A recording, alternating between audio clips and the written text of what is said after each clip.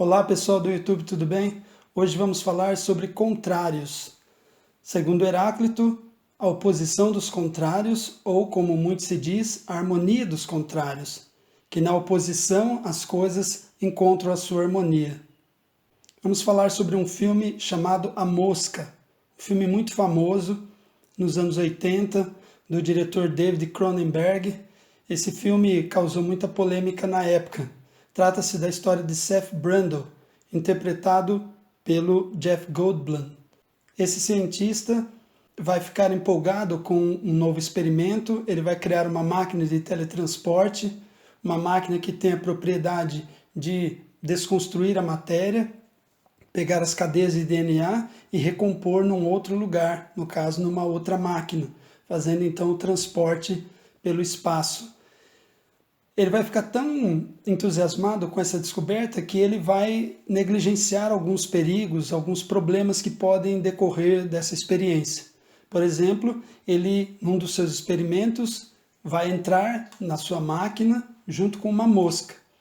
E na hora de fundir, desintegrar o DNA dos dois e depois fundir novamente, a máquina vai juntar o homem com a mosca. Daí o nome do filme. Então, o que poderia resultar da intersecção entre um homem, um ser humano e uma mosca? Algo nada agradável. Porém, esse filme ele não pode ser levado ao pé da letra. Ele é uma grande metáfora para tratar da questão do monstro interior que cada pessoa traz em si. Esse monstro pode ser liberado caso a pessoa resolva ceder às suas paixões, às suas imaginações mais férteis e que não atente para o poder da razão, para o juízo, para o bom senso.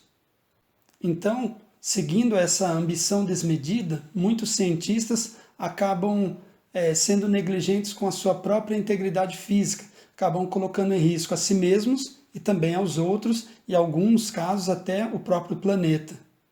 Há um antigo ditado que diz corpo são e mente sã, ou mente sã em corpo são. No caso da mosca, conforme o Brundle vai se transformando, vai começando a metamorfose, ele vai perdendo também a sua consciência. Ele vai se distanciando dos seus princípios, das noções de certo e errado.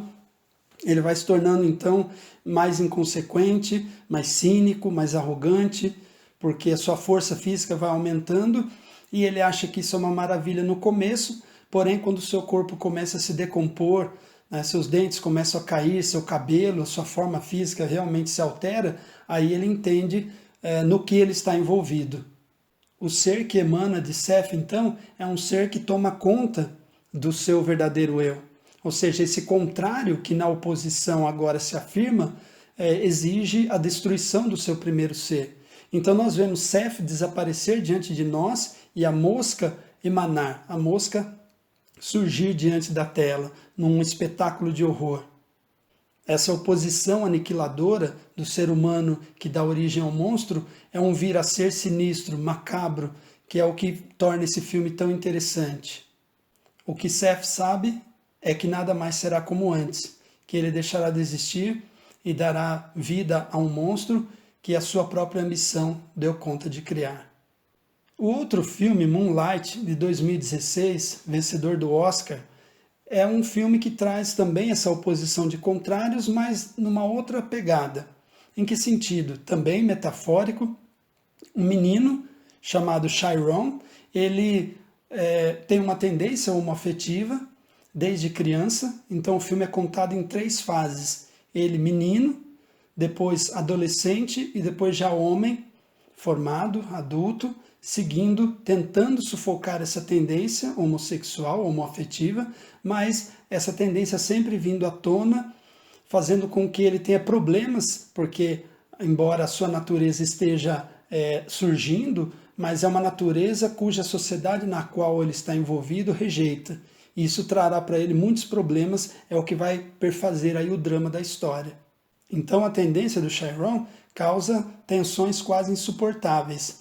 Ele acaba tendo problemas na escola, acaba tendo problemas com a mãe que é drogada, algumas pessoas o entendem, o apoiam, então sempre essa contraposição, esse contraponto social, né? Pessoas que entendem e outras que não, criando aí para aquele que tem a tendência um problema a ser resolvido. Então há um outro latente em Chiron, um outro querendo vir a ser. E esse ser humano que vai desabrochando também está dentro do processo dele de amadurecimento. Conforme ele amadurece, esse outro que está lá dentro incrustado vai ganhando força e vai surgindo, tornando-se realidade. O interessante é que quanto mais ele tenta negar a sua natureza, mais prejuízos ele causa para si mesmo. Perdas, danos, todo o processo de repressão ele é doloroso. Então, o Chiron ele busca abrir caminho para que a sua natureza flore. Aliás, é assim que a natureza opera. Ela se manifesta abrindo caminho a partir da força do desejo. Ela faz nascer em nós desejos fortes, poderosos, que são formas que ela tem de se manifestar. É como mais ou menos a água. A água, quando ela quer sair, ela quer encontrar o seu caminho, ela dá um jeito de conseguir isso. Aí que acontece, por exemplo, numa casa, a infiltração numa parede. Como tudo na natureza, nem tudo tem lógica. A natureza tem os seus processos, nem sempre a lógica racional, a lógica social acompanha. E isso é o que traz todo o drama, que as sociedades não entendem. As tendências homoafetivas existem desde sempre, mas a sociedade teima, insiste em tentar represar isso dentro de um conjunto de regras que a natureza não permite, e isso acaba florando de qualquer forma. Então são os dois dramas aí colocados, as duas transformações, tanto do Seth Brandon quanto do Chiron.